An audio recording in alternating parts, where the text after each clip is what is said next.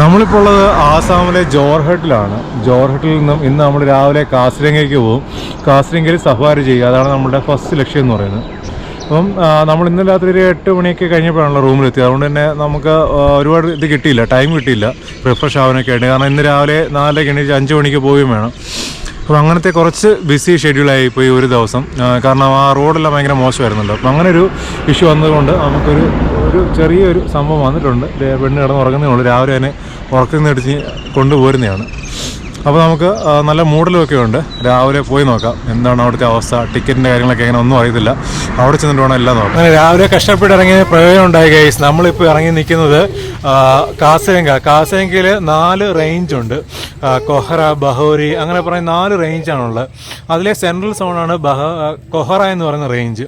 അപ്പോൾ ഞാൻ അവരുടെ സൈറ്റിൽ നോക്കിയപ്പോഴത്തേക്കും 3200 രൂപ, പിന്നെ കേരളമുള്ള 630 രൂപ ടാക്സ് എല്ലാം കൂടെ ചേർത്ത് 2 പേർക്ക് 14,000 രൂപ അടുപ്പിച്ചാകുമെന്നാണ് ഞാൻ വായിച്ചറിഞ്ഞത്. പക്ഷേ ഇവിടെ വന്നപ്പോൾ നമ്മുടെ ചേട്ടനെ കണ്ട്. പുള്ളിക്കാരൻ കൊഹറയിൽ കൊണ്ടുപോയി പെർമിഷൻ എല്ലാം ഉൾപ്പെടെ എടുത്ത് നമ്മളെ അകത്ത് കൊണ്ടുപോകും. 2 മണിക്കൂർ റൈഡുണ്ട്. റൈനോയെ കാണിക്കുക. പുള്ളിയുടെ ബൈനോക്കുറും എല്ലാം ഉണ്ട്. ഗോപ്രോയ്ക്ക് 1500 രൂപയാണെന്ന് പറയാൻ വേണ്ടി വന്നേ. ഗോപ്രോയ്ക്ക് എക്സ്ട്രാ ഗോപ്രോയ്ക്ക് എക്സ്ട്രാ 1500 രൂപ വേണ്ട ആ പരിപാടി വേണ്ട. അപ്പോൾ നമുക്ക് നേരെ നമ്മുടെ ചേട്ടനെയും കൊണ്ട് കൊഹറയിലോട്ട് പോകാം. അതിനുള്ള പ്രോഗ്രാം എന്താണെന്ന് വെച്ചാൽ നോക്കാം.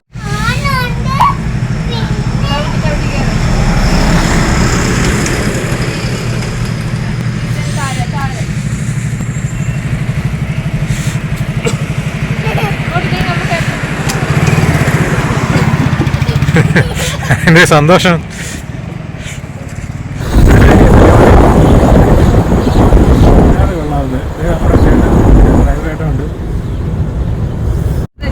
കണ്ണാ എവിടെ പോവാടാ?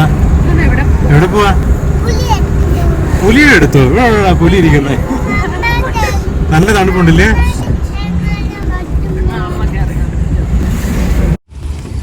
ഓരോ സോണിനും ഓരോ എൻട്രൻസ് ഗേറ്റുകളാണുള്ളത്. അങ്ങനെ നമ്മളുടെ കൊഹറയുടെ എൻട്രൻസ് ഗേറ്റാണിത്.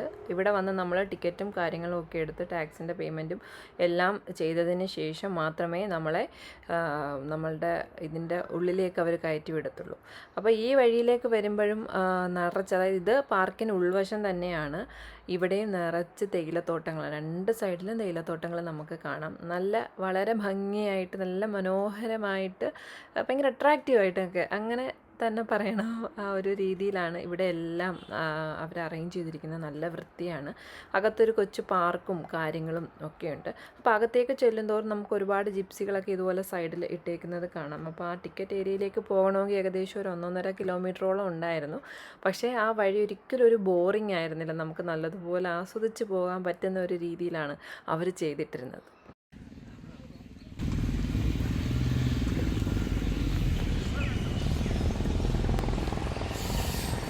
ഇന്ത്യയിലെ ഏറ്റവും പ്രധാനപ്പെട്ട rhino park, world heritage site, അങ്ങനെ ഒരുപാട് പ്രത്യേകതകളുള്ള സ്ഥലമാണ് നമ്മളുടെ കാസിരംഗ നാഷണൽ പാർക്ക്.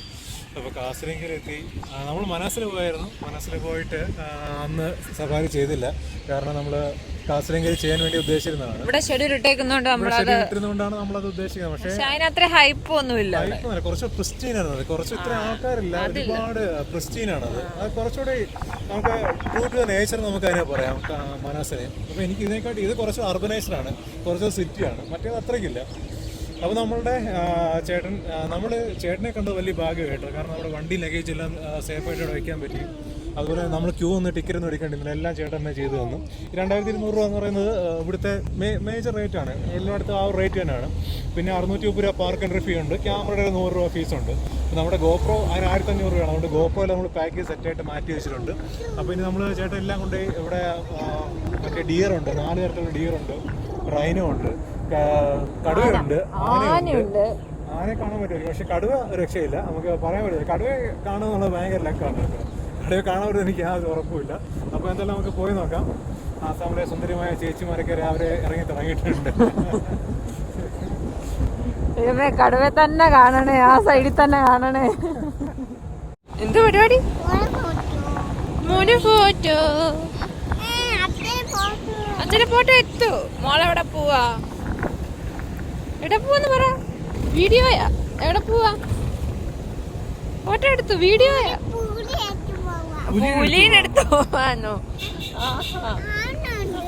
ആനയുണ്ടോ? പിന്നെന്തോ ഉണ്ട്?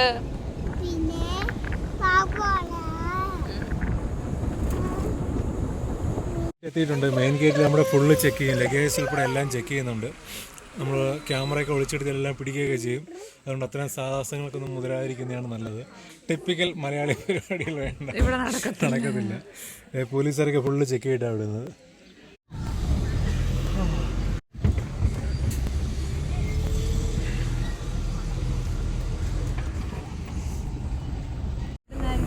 ഇവിടുന്ന് ഇവിടെ എലിഫന്റ് ക്യാമ്പ് ഉണ്ട്. അടിപൊളി.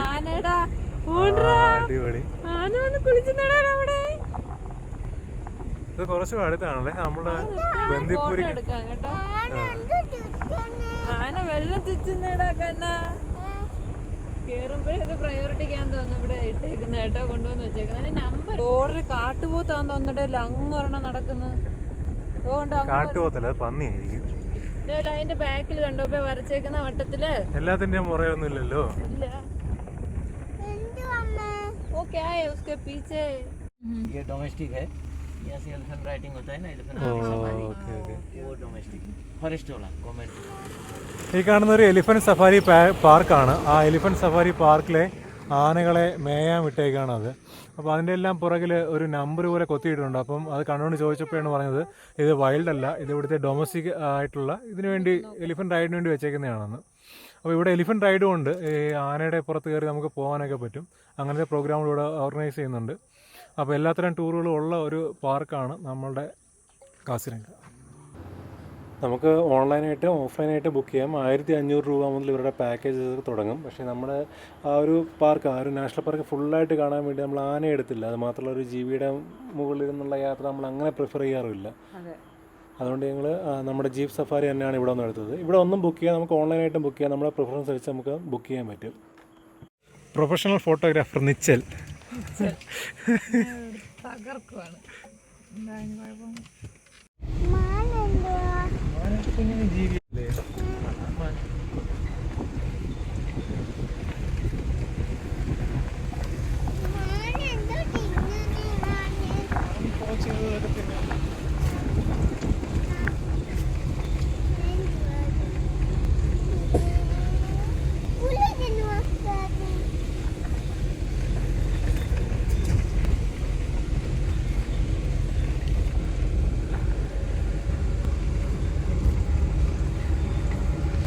പുലി വന്ന് ആക്രമിക്കത്തില്ലേ അപ്പേ? അല്ല, ഇത്ര ഓപ്പൺ ആയിട്ടുള്ള ജീപ്പ് ഇതാകുമ്പോഴേ, വണ്ടിയാകുമ്പം അവിടെ വരെ വന്നിട്ട് വരച്ചിട്ടേക്ക് വന്ന്. ഓരോ വർഷത്തെ എഴുതിയിട്ടേക്കുന്നു.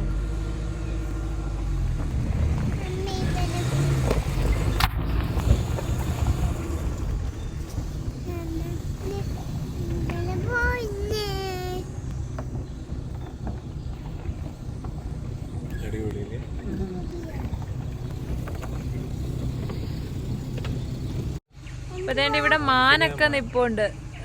ഇത് ഫീമെയിൽ ആണെന്നാ പറഞ്ഞത്. അതിന്റെ മുതുകിൽ ഇങ്ങനെ ചെറിയ ഡോട്ട് ഉണ്ട്, നമ്മുടെ ശംഖുവരന്റെ ഒക്കെ കാര്യം പറഞ്ഞതുപോലെ. നമ്മുടെ കേരളത്തിലെ കാടിൻ്റെ കൂട്ട് അത്രയ്ക്ക് ഡെൻസ് ആയിട്ടുള്ള ഒരു ഫോറസ്റ്റ്. നമ്മുടെ ആതിരപ്പള്ളി വാഴച്ചലൊക്കെ പോകുമ്പോഴത്തേക്ക് ഫുള്ളൊരു 12 മണിയാകുമ്പോൾ പോയാൽ എപ്പോഴും നല്ല തണുപ്പും ഇരുട്ടൊക്കെ ആയിരിക്കും. പക്ഷെ അതുപോലല്ല, ഇത് ഫുള്ള് വൈഡ് ഓപ്പൺ ആണ്, നല്ല രീതിയിൽ ഓപ്പൺ ആണ്. അതുപോലത്തെ ആ പുല്ല് കണ്ടോ, എലിഫന്റ് ഗ്രാസ് എന്ന് പറയാനൊക്കെ, ആ പുല്ല് തിന്നാൻ വേണ്ടിയിട്ടാണ് ഈ കാട്ടുപോത്തും ഇതൊക്കെ വരുന്നത്. അപ്പോൾ ഇതിനിടയ്ക്ക് കടുവയുണ്ടാവും, പക്ഷെ നമുക്ക് കാണാൻ പറ്റില്ല, കടുവ ഒളിച്ചിരിക്കുമായിരിക്കും. അപ്പോൾ അങ്ങനത്തെ ഒരുപാട് പ്രത്യേകതകളൊക്കെ ഉണ്ട് കാടിന്.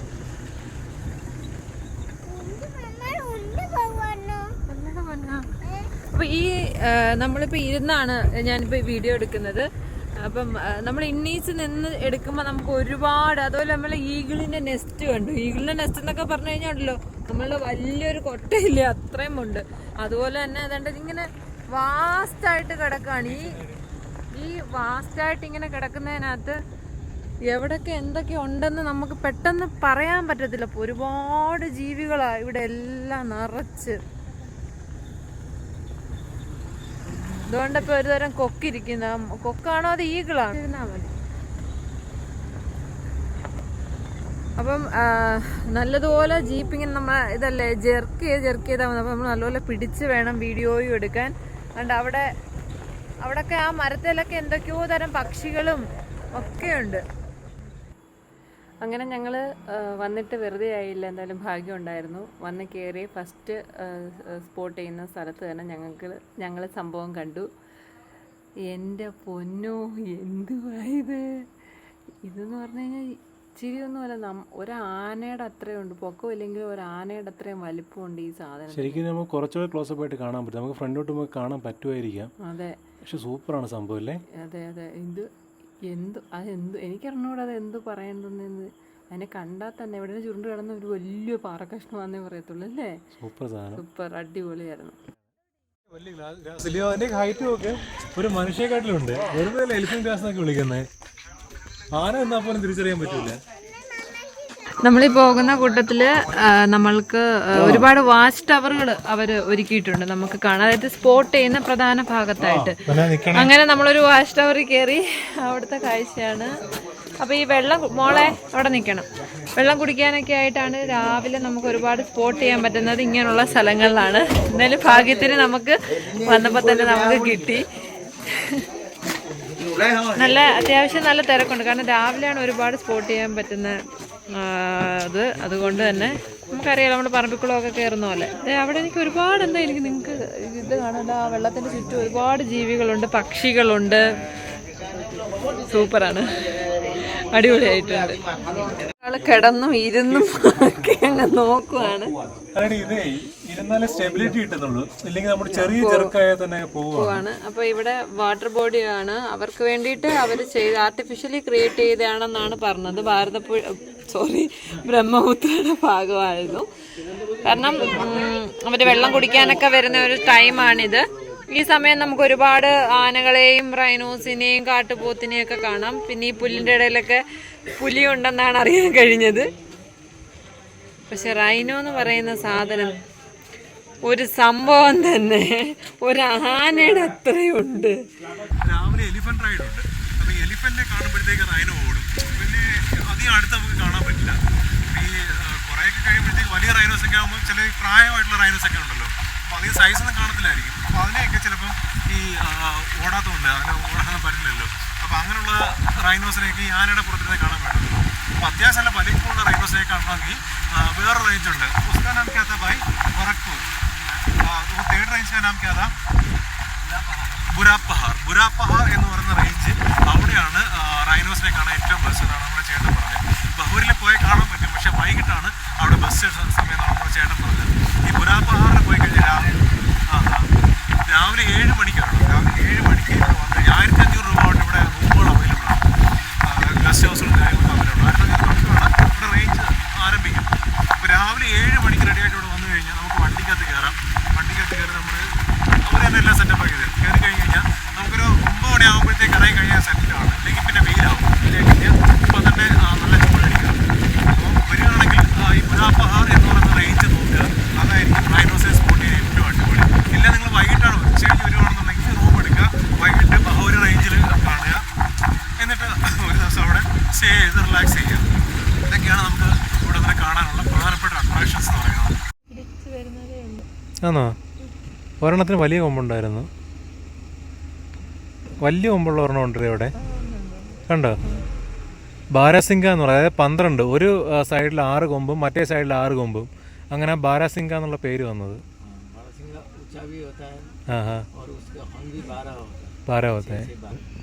നമ്മള് ട്രിവാൻഡ്രം സൂവിലൊക്കെ കാണുന്നത് പോലെ ഉള്ള ആ മൊട്ട മാനൊന്നുമല്ല, അവിടുത്തെ പുള്ളിമാനല്ലേ അവിടെ ഭയങ്കര ഒരുപാട് കൂട്ടമായിട്ടുള്ളത്. അപ്പൊ ഇവിടെ ഉള്ളത് കൊമ്പുള്ള, നമ്മൾ ഈ പടത്തിലൊക്കെ കാണുന്ന കൊമ്പുള്ള മാന. ബാരാസിംഗയുണ്ട്, ഹോഗ് ഡിയറും ഉണ്ട്. ബാരാസിംഗ നമ്മള് വലിയ സൂപ്പർ ആണ് ആദ്യം കേറിയപ്പോ കണ്ടു. നമുക്ക് ഇതിലൂടെ നല്ലതുപോലെ കാണാം കേട്ടോ, അതിൽ കാണിച്ചു തരാൻ പറ്റുന്നില്ല. അത് ബൈനോക്കുലർ ഫോണിനകത്ത് വെച്ച് ഫോക്കസ് ചെയ്യാൻ പറ്റുന്നില്ല. ഇല്ലെങ്കിൽ നന്നായിട്ട് കിട്ടിയാനായിരുന്നു. പക്ഷെ നീ അത് മാറിയുണ്ടോ? പുല്ല് മാറിയതുണ്ടോ? പുല്ല് മാറിയിട്ട് ആ പുല്ലിന്റെ ഏരിയ മാറിയിട്ട് കുറച്ചുകൂടി ഒരു ഇത് വരുന്നുണ്ട്. നമ്മൾ ബ്രഹ്മപുത്രയുടെ സൈഡിലോട്ട് പോവുകയായിരിക്കണം. आगे के रास्ते ब्रह्मोत्तर साइड पे जाता है, नदी के किनारे जाता है, किनारे जाता है. ठीक है, ठीक. हाँ ചേട്ടാ അതാ പറയാം നമ്മുടെ എനിക്ക് തോന്നുന്നു ഇവിടുന്ന് ആർമിയിൽ നിന്ന് റിട്ടയർ ചെയ്തെന്നുള്ള ജിപ്സി ജീപ്പുകളൊക്കെ തന്നെ ഇവിടെ ഉണ്ടെന്ന് തോന്നുന്നു. അതിനൊരു ചെറിയൊരു മോഡിഫിക്കേഷനൊക്കെ നടത്തി നമ്മുടെ സഫാരിക്ക് വേണ്ടി ഉപയോഗിച്ചിരിക്കുകയാണ്. പക്ഷേ ഈ ഒരു ടെറൈനിൽ പോകാൻ പറ്റിയ വണ്ടി നമ്മുടെ ഇതുപോലത്തെ 4x4 വണ്ടി സഫാരി തന്നെ ആയിരിക്കും, ജിപ്സി തന്നെ ആയിരിക്കും. പക്ഷേ എല്ലാം കാണിച്ചിട്ട് വളരെ പതുക്കെ പോയി അവിടെ കാണാൻ പറ്റുന്ന ജീവജാലങ്ങളെല്ലാം കാണിച്ചിട്ട് തന്നെയാണ് നമ്മളെ കൊണ്ടുപോകുന്നത്. നമ്മളുടെ ഈ ട്രിപ്പിലൊരു വ്യത്യസ്തമായിട്ടൊരു ആംബിയൻസ് ആയിരുന്നു ഇതിൽ. ആ വണ്ടി നമുക്ക് അല്ലേ, നമുക്ക് കാരണം നമ്മൾ ഇങ്ങനെ ഒരു ഓപ്പൺ എയർ നമ്മുടെ ബുള്ളിൻ്റെ കൂടെ അല്ലാതെ നമ്മൾ പോയിട്ടില്ല. അപ്പോൾ ഇത് എനിക്ക് തോന്നുന്നു കേരളത്തിൽ പോലും അങ്ങനെ ഇപ്പം കുറേ റീസെൻ്റ് ആയിട്ട് കുറേ റിസോർട്ടുകൾ. പക്ഷെ അവിടെ സഫാരികളിലൊന്നും ഇങ്ങനെ ഇല്ലല്ലോ. നമ്മൾ മൂന്നാർ പോയപ്പോഴും അവിടുത്തെ ചേട്ടൻ്റെ താറിനകത്താണ് ഇതെല്ലാം പോയി കണ്ടത്. പക്ഷെ നമ്മൾ അവിടെ വനവകുപ്പ് ഒന്നും തന്നെ ഇങ്ങനത്തെ ഫെസിലിറ്റീസ് ഒന്നും പ്രൊവൈഡ് ചെയ്തില്ല. പക്ഷെ അവിടെ നമുക്ക് ഓടിക്കാനും ബുദ്ധിമുട്ടാണ്. നമ്മുടെ കാടൊക്കെ ഡെൻസ് ആണ്, വളരെ ഡെൻസാണ്. അതിനകത്തോട് ഇങ്ങനത്തെ വണ്ടിയിൽ പോകുന്നത് ഭയങ്കര ബുദ്ധിമുട്ടായിരിക്കും. നമുക്ക് ട്രെക്കിംഗ് തന്നെ പല സ്ഥലത്തും ബുദ്ധിമുട്ടാണ്. ഇവരുടെ വെള്ളപ്പൊക്കം ബാധിച്ച സ്ഥലമാണ് ഇതെല്ലാം എന്ന് പറയുന്നത്. അതിനുശേഷം അവർ റീകൺസ്ട്രക്ട് ചെയ്തെടുത്തതാണ് ഈ വഴികളെല്ലാം എന്ന് പറയുന്നത്. കാരണം എല്ലാം മഴയത്ത് വെള്ളത്തിലായി പോകും. അവർക്കത് റെഗുലർ ചെയ്യുന്ന ഒരു ജോലിയാണ്. അതുകൊണ്ട് ഇവിടെ ടാറൊന്നും ചെയ്യാനൊന്നും പറ്റത്തില്ലല്ലോ. അതുകൊണ്ടാണ് മണ്ണ് എപ്പോഴും നനഞ്ഞു കിടക്കുന്ന ഒരു തരം മണ്ണ്, കുഴഞ്ഞു കിടക്കുന്ന ഒരു തരം. നമ്മളൊരു 7-7:45 ആയപ്പോഴത്തേന് വന്നു. പുള്ളിയെ നമുക്ക് വഴിയിൽ നിന്ന് കിട്ടിയത് കൊണ്ട് അത്രയും കാര്യമായി. നമുക്ക് മുന്നേ ഇവിടുത്തെ എനിക്കൊന്നും എല്ലാവർക്കും അറിയാം. ഈ നമുക്ക് മുന്നേ വേണ്ട ഒരുപാട് ജീപ്പുകൾ പോകുന്നുണ്ട്. ഇത് ഇത്രയൊന്നും അല്ല, ഇപ്പം 3-4 ഉണ്ട്. ഫ്രണ്ടിൽ ഒരുപാടുണ്ട്, ബാക്കിലുണ്ട്. അപ്പം എന്താന്ന് വെച്ച് കഴിഞ്ഞാൽ ഇതാണ് അതിൻ്റെ ഒരു പീക്ക് ടൈം എന്ന് പറയുന്നത്. കാണാൻ മാക്സിമം കാണാൻ പറ്റുന്ന സമയമാണിത്. അപ്പം നിങ്ങളൊക്കെ വരാൻ ഉദ്ദേശിക്കുന്നുണ്ട് എന്നുണ്ടെങ്കിൽ ഇതുപോലൊരു ടൈം ചൂസ് ചെയ്ത് വരുന്നതായിരിക്കും നല്ലത്. രാവിലെ 7 മണിക്ക് ഇറങ്ങുക. രാവിലെ 7 മണിക്ക് വന്നു കഴിഞ്ഞ് 7 മണിക്ക് പാർക്ക് ഓപ്പൺ ആവും. അപ്പോഴത്തേക്ക് ഇത് സാധനങ്ങളെല്ലാം ജീവനെല്ലാം തന്നെ അവർ ഫുഡ് കഴിക്കാനുള്ളതാണല്ലോ. അതാ ഫുഡ് കഴിച്ചിട്ട് വരുന്നതായിരിക്കും നല്ലത്. നമ്മൾ ഫുഡ് കഴിച്ചിട്ട് വരണം, ജീവികളുടെ ഫുഡ് കഴിക്കാൻ. അല്ല, ഞാനത് പറയാൻ പറ്റും. നമ്മൾ കഴിച്ചിട്ട് വന്നതുകൊണ്ട് കാര്യം, അതുകൊണ്ട് തന്നെ ഇവള് വഴക്കില്ലാതെ നിൽക്കുന്നു. എല്ലാ ജീവനും രാവിലെ മേയാനൊക്കെ ഇറങ്ങുന്ന സമയമല്ലേ. അപ്പോൾ അവര് രാവിലെ ഉണ്ടാവും, രാവിലെ ആ വെള്ളം കുടിക്കുന്നതൊക്കെ ഉണ്ടാവും. പിന്നെ ചിലപ്പോൾ അതിനെ പിടിക്കാൻ കടുവ വരും. നമ്മുടെ ഭാഗ്യം പോലെ ഇരിക്കും. ചിലപ്പോൾ 2-3 ദിവസത്തേക്ക് കടുവയ്ക്ക് വല്ല ഫുഡും കിട്ടിയിട്ടുണ്ടെങ്കിൽ അത് വരില്ല. എന്തായാലും 100 കടുവ ഉണ്ടല്ലോ. 131 കടുവ പുതിയ സെൻസസ്. അപ്പോൾ കടുവ കിട്ടാതിരിക്കത്തില്ല, കിട്ടിയാൽ ഭാഗ്യം. കടുവ റയറാ കേട്ടോ. കടുവ അങ്ങനെ സൗണ്ട് ചേച്ചി പഠിപ്പിക്കാം. അവിടെ നിൽക്കുക, ഊരിട്ട് അവിടെ ഇരി. എനിക്ക് ഊരിയിട്ട് നമ്മളെ ഇച്ചി മാത്രമേ ഉള്ളൂ, അപ്പി ഇല്ല കേട്ടോ. അപ്പി വീട്ടിൽ റൂമിൽ ചെന്നിട്ട് ഒരു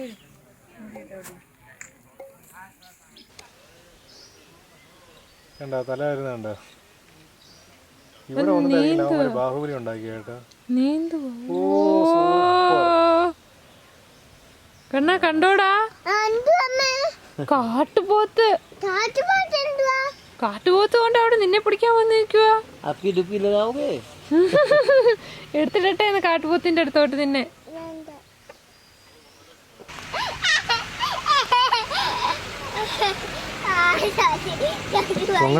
പൊങ്ങടെ കാട്ടുപോത്തെ. ആ പൊങ്ങി പൊങ്ങി പൊങ്ങി പൊങ്ങി. അടിപൊളി സാധനമല്ലേ ഇത്. തന്നെ അടി രാജാവിന്റെ കൊട്ടാരത്തിൽ കണ്ടതും ഇമാരി ഇതിനെക്കാട്ടി വലിയ തലയായിരുന്നു അവിടെ ഇരുന്നത്. 2 ദിവസം അവിടെ നിന്നായിരുന്നു പോത്തിനൊക്കെ തിന്നിട്ട് വരായിരുന്നു. അളി നീന്തി പോവാ കേട്ടോ. അതാ ഫോട്ടോ വീഡിയോ റണ്ണിങ് ആടി. പക്ഷെ അവിടെ വീണ്ടും കിടന്നേ അയാള്. ഈ വെയിറ്റ് ബാലൻസ് ചെയ്യാൻ പറ്റുന്നില്ല. അതാ ആളെയും വെള്ളത്തിൽ തന്നെ കിടക്കുന്ന കേട്ടോ.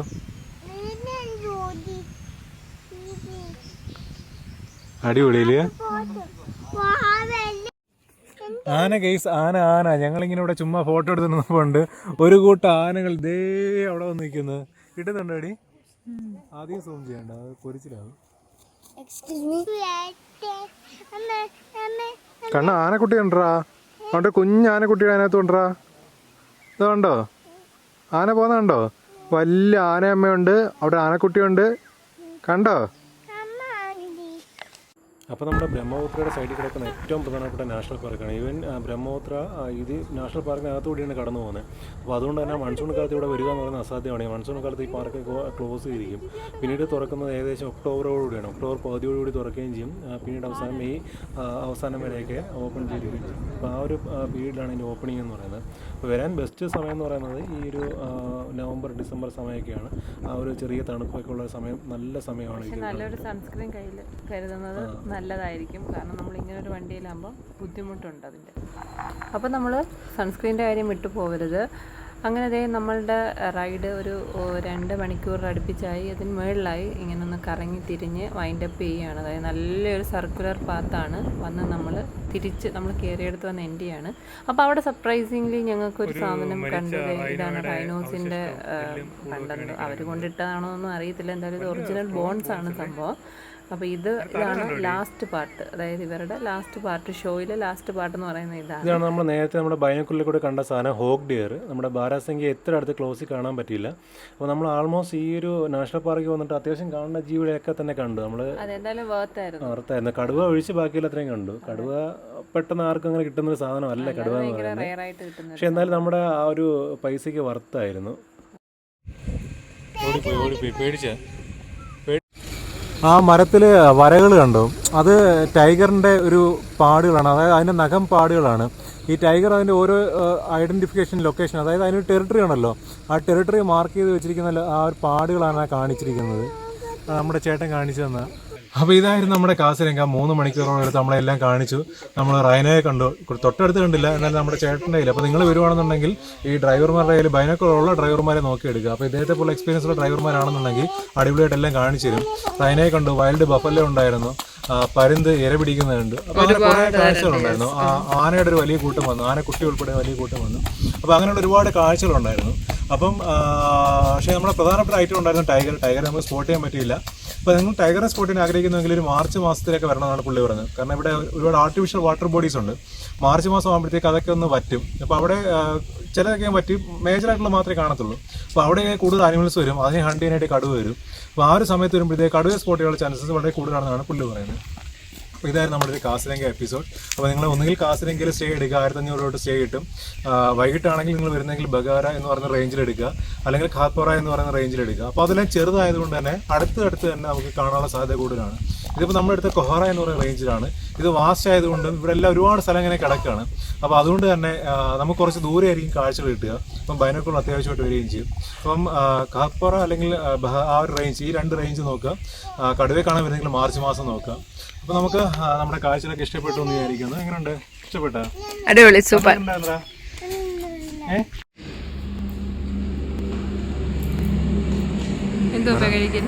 ഇതാണ് ആസാമി താലി. അൺലിമിറ്റഡ് റൈസും അൺലിമിറ്റഡ് വെജിറ്റബിൾസും ആണ് പറഞ്ഞത്. ചോറുണ്ട്, എന്തൊക്കെ വെജിറ്റബിൾസ് ഉണ്ട്, ചോറ്, ചമ്മന്തി വെച്ച് അവിയൽ പോലെ എന്തോ, ദാള് കറി, പിന്നെ ഒരു പക്കോട ഉണ്ട്, പപ്പടമുണ്ട്.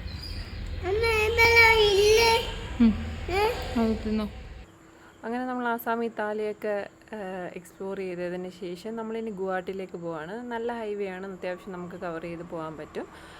അങ്ങനെ ഇന്നത്തെ വീഡിയോ ഏകദേശം വൈൻഡപ്പ് ചെയ്യാനുള്ള സമയമായിരിക്കുകയാണ്. ഗുവാഹട്ടിയിൽ ഞങ്ങൾ നേരത്തെ റൂം ബുക്ക് ചെയ്തിട്ടുണ്ട്. അപ്പം റൂമെന്ന് പറയുന്ന കാരണം ഞങ്ങൾക്ക് 2 ദിവസം അവിടെ സ്റ്റേ കാണും. നമ്മൾ കുറേ ദിവസം റൈഡായിരുന്നു, നമുക്ക് നല്ലൊരു റെസ്റ്റ് വേണം. അതുപോലെ തന്നെ നമ്മളുടെ ഒരു സെറ്റ് തുണിയൊക്കെ വാഷ് ചെയ്യണം. നമ്മുടെ ലോണ്ട്രി ഡേ കൂടിയാണ് നാളെ. അപ്പം ഇനി റൂമിൽ ചെന്നിട്ട് റൂമിലെ വിശേഷങ്ങൾ കാണിച്ചു തരാം. അങ്ങനെ ഞങ്ങൾ ഗുവാഹട്ടിയിൽ എത്തിയിരിക്കുകയാണ്. നല്ല അടിപൊളി ഒരു BHK ആണ് കിട്ടിയിരിക്കുന്നത്. സിംഗിൾ BHK ആണ് കിട്ടിയിരിക്കുന്നത്. സിംഗിൾ BHK അല്ലേ അത് ആണ് കിട്ടിയിരിക്കുന്നത്. എനിക്ക് ആ റൂം കണ്ടതിൻ്റെ എക്സൈറ്റ്മെൻ്റ് ഉണ്ട്. കാരണം ഇതിലും കോസ്റ്റ്ലി ആയിട്ടുള്ള റൂം എടുത്ത് തേഞ്ഞൊട്ടിയ അവസ്ഥയായിരുന്നു ഞങ്ങൾക്ക് പാലോങ്ങിലും. അതുപോലെ തന്നെ ഇന്നലത്തെ സ്റ്റേ ഒക്കെ ഇവരുടെ ഒന്നും ബാത്റൂമിലോട്ട് കയറുന്നതല്ല, ഇവരില്ല പാൻ ചവച്ചിട്ട് ഭിത്തിയിലും എല്ലാം അങ്ങ് തുപ്പി വെച്ച് എന്തോ ഒരു സ്മെല്ലാണെന്നറിയോ. പക്ഷെ ഇവിടെ നല്ല ക്ലിയർ ആണ്, നല്ല അടിപൊളി സ്റ്റേ ആണ്. വന്നപ്പോഴേ അവളവിടെ കളി തുടങ്ങി. അപ്പം മാത്രമല്ല കിച്ചണുണ്ട്, അതൊരു വലിയ ഉപകാരമാണ്. കാരണം ഞങ്ങളിവിടെ 2 ദിവസത്തേക്കാണ് ബുക്ക് ചെയ്തിരിക്കുന്നത്. അടിപൊളി ഒരു കിച്ചണുണ്ട്, നമുക്ക് കുക്ക് ചെയ്യാനൊക്കെ പറ്റും. അപ്പോൾ ഇനി കിച്ചണിലേക്ക് വേണ്ടുന്ന സാധനങ്ങളൊക്കെ തീർന്നു. ഇതേണ്ട ഇനി ഞങ്ങൾക്ക് നാളെ നല്ലൊരു ലോണ്ട്രി ചെയ്യാൻ കിടപ്പുണ്ട്. അപ്പോൾ എല്ലാം കൂടെ നാളെ ചെയ്യണം. അങ്ങനെ ഇന്ന് ഒരുപാട് ക്ഷീണിച്ചിട്ടാണ് ഇവിടെ വന്നിരിക്കുന്നത്. ഇനി ഒന്നും വയ്യ. ഇനിയിപ്പോൾ ഞങ്ങൾ ഗുവാഹട്ടി പ്രോപ്പർ ഗുവാഹട്ടിയാണിത്. അപ്പോൾ ഞങ്ങൾ അവിടേക്ക് ഇറങ്ങാൻ പോവാണ്. മാർക്കറ്റ് ഞങ്ങൾ വന്ന വഴി കുറേ പച്ചക്കറിയും കാര്യങ്ങളൊക്കെ കണ്ടു. അപ്പോൾ അവിടെയൊക്കെ ചെന്ന് കുറച്ച് അത്യാവശ്യം വേണ്ടുന്ന സാധനങ്ങൾ മേടിക്കണം. രാത്രി ഫുഡ് ഉണ്ടാക്കണം, കഴിക്കണം, കിടന്നുറങ്ങണം. ഇനി ബാക്കി കുളി നനയൊക്കെ നാളെ ഉള്ളൂ. ബാക്കിയൊക്കെ അപ്പം നാളെ കാണാം.